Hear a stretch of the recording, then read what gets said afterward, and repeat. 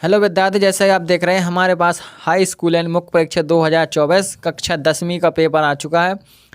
देखिए ये रहा आपका पूरा पेपर। यहाँ से आपका देखिए ये आपके यहाँ पर आपके खालिस्तान, यहाँ से आपकी सही जोड़ियाँ, तीसरे में चौथे में आपके एक वाक्य में उत्तर। इस प्रकार देखिए यहाँ पर पूरे आपके देखिए 23 क्वेश्चन आ चुके हैं हमारे पास। तो अब देखते हैं अपन इसके, हम एक एक करके आपको सभी क्वेश्चन बताते हैं। तो देखिए आपका सबसे पहले रहेगा आपका रोल नंबर, आपको सब ऊपर डाल लेना है यदि आपका पेपर चेंज नहीं हो। सेट ए है आपका, इसी प्रकार आपके 4 सेट बनेंगे। पहले सेट में हम देखेंगे, देखिए यहाँ पर आपको सबसे पहले निर्देश दिए जाएंगे। आप कहते हैं हम इसके प्रश्न को स्टार्ट। पहला है सही विकल्प चुनकर लिखिए, आपके 6 नंबर के हैं। पहला हिंदी के पद्य साहित्य का दूसरा काल है, तो इसमें हो जाएगा आपका भक्ति काल। और देखिए आपका इसमें है दूसरा है कवि ने बादलों को किसकी कल्पना के सामने पाले हुए माना, तो इसमें हो जाएगा बाल कल्पना। तीसरा है लय तुक यति गति मात्रा एवं चरण से युक्त रचना को कहते हैं छंद। अब देखिए चौथा है नेताजी का चश्मा कहानी का मूल भाव है, तो इसमें देशभक्ति की भावना। पांचवा है जिस समास में प्रथम पद विशेषण और दूसरा पद विशेष होता है उसे कहते हैं, तो इसमें हो जाएगा कर्मधारय समास। और छठवां है माँ ने भोलानाथ के घाव पर लगाया, तो देखिए छठवें का आंसर हो जाएगा माँ ने भोलानाथ के घाव पर लगाया पिसी हुई हल्दी।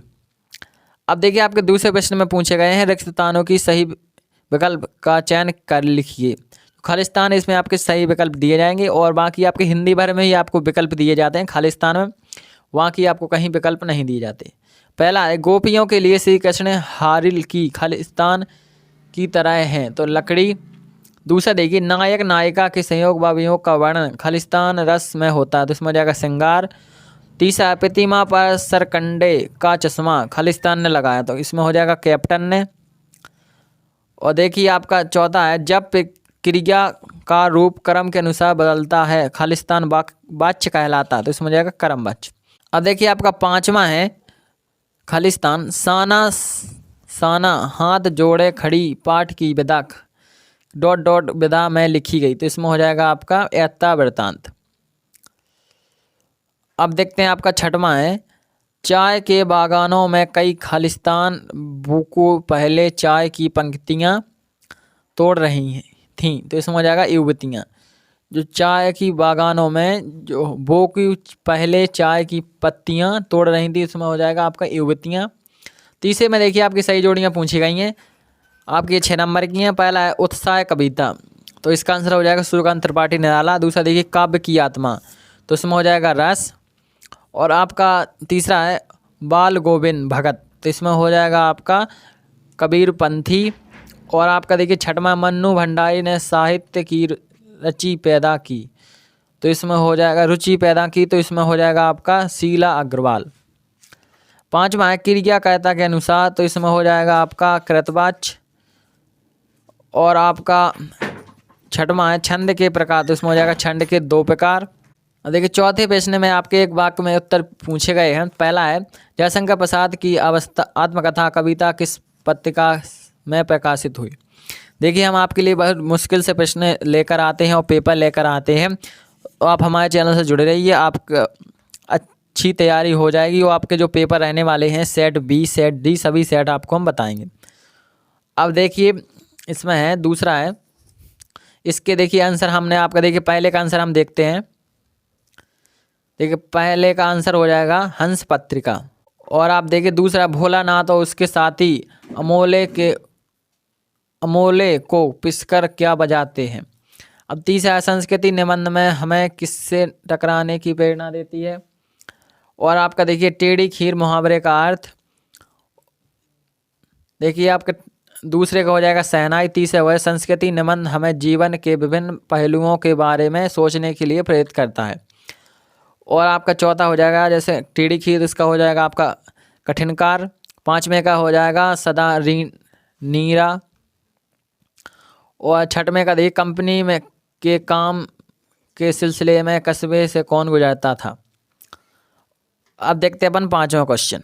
देखिए आपके जो पांचवें हैं इसमें आपके सत्य का चयन कीजिए, पूछा गया है। पहला देखिए उद्धव का संदेश गोपियों को गुड़ की तरह मीठा लगा, ये आपका सत्य है।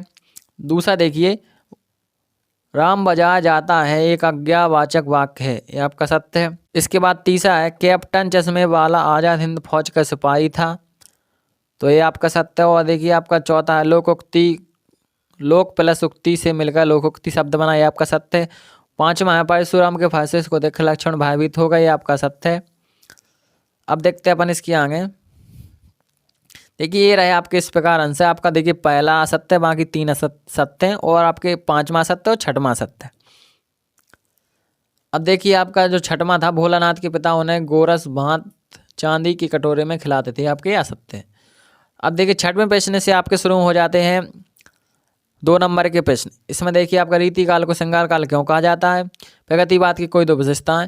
यदि इनके आपको प्रश्न चाहिए तो इस चैनल पर सभी प्रश्नों के आंसर डले हुए हैं। देखिए सातवां तुलसीदास और जसशंकर प्रसाद की काव्यगत विशेषता निम्नलिखित बिंदु के आधार पर लिखिए। 2 रचना भाव पक्ष, तो मैंने देखिए कल एक वीडियो डाला था, उसी में इसके आंसर हैं भाव पक्ष और 2 रचना और कला पक्ष साहित्य में स्थान।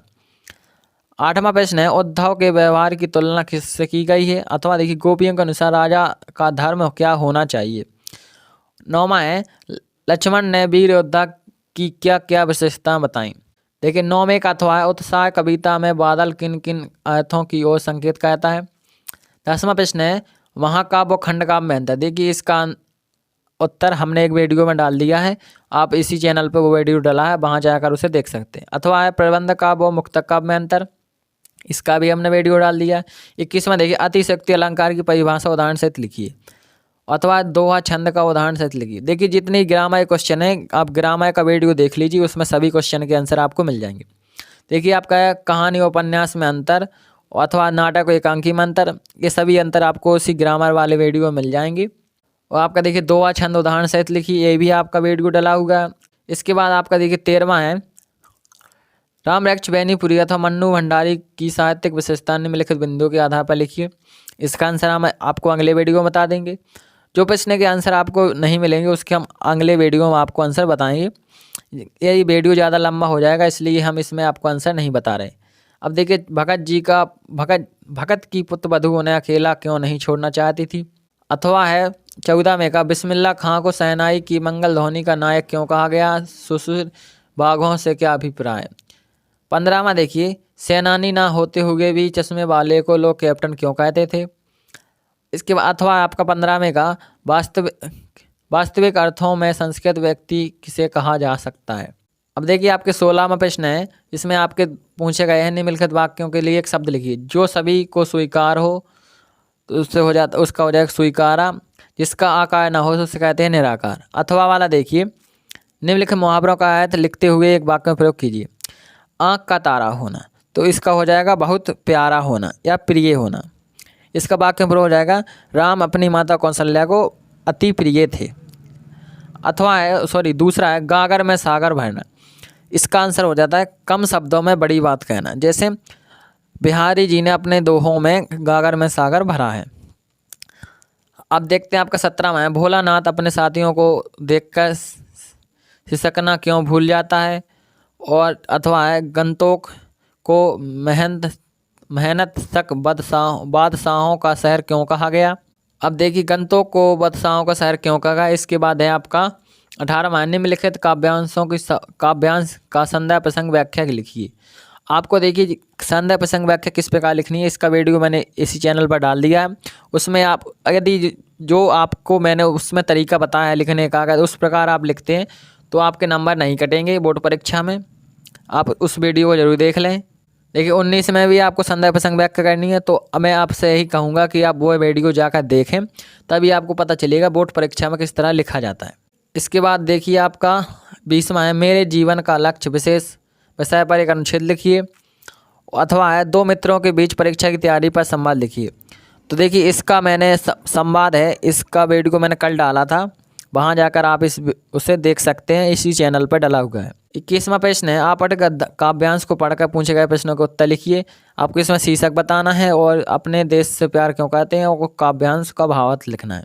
देखिए ये रहा 21वें का अथवा आपटित गद्यांश को पढ़कर पूछे गए प्रश्नों के उत्तर लिखिए। अब देखते हैं हम इसके बाद 22वां प्रश्न। 22वां है अपने जिलाधीश को ध्वनि विस्तार के अंतों पर रोक लगाने हेतु प्रतिबंध या रोक या प्रतिबंध लगाने हेतु आवेदन पत्र लिखिए। आपको पत्र किस प्रकार लिखना है, इसके लिए भी मैंने एक वीडियो डाल दिया इसी चैनल पर। इसका तो देखिए, परीक्षा में प्रथम स्थान प्राप्त करने पर अपने मित्र को बधाई पत्र मैंने देखिए इसको शॉर्ट वीडियो में भी डाल कर रखा है और आपको लॉन्ग वीडियो में भी आपको डाल कर रखा है कि किस प्रकार आप बोर्ड परीक्षा में पत्र लिखेंगे। यदि जो लिखने का तरीका उसमें यदि वो तरीका आप फॉलो करते हैं तो आपको नंबर जरूर मिलेंगे और पूरे भी नंबर मिलेंगे, एक भी नंबर आपका कटेगा नहीं। 23 महीने में लिखा किसी एक विषय पर रूपरेखा सहित निबंध लिखिए। निबंध वाला वीडियो देखिए मैंने आज शाम को ही डाला है, अभी कुछ देर पहले। सभी विद्यार्थी जीवन में अनुशासन का महत्व, मोबाइल से लाभ एवं हानि, जल जीवन, पर्यावरण सुरक्षा, मेरी दिनचर्या। तो जिस प्रकार मैंने उसमें आपको लिखने का तरीका बताया, यदि आप तरीका फॉलो करते हैं तो आपको वीडियो तरीका फॉलो करते हैं तो आपको पूरे अंक 4 में 4 नंबर मिल सकते हैं। बस आपको तरीका फॉलो करना और आपकी हैंड राइटिंग अच्छी होनी चाहिए। अब देखिए हम इसके लिए अगला सेट आपके लिए लेकर आएंगे। जय हिंद, जय भारत।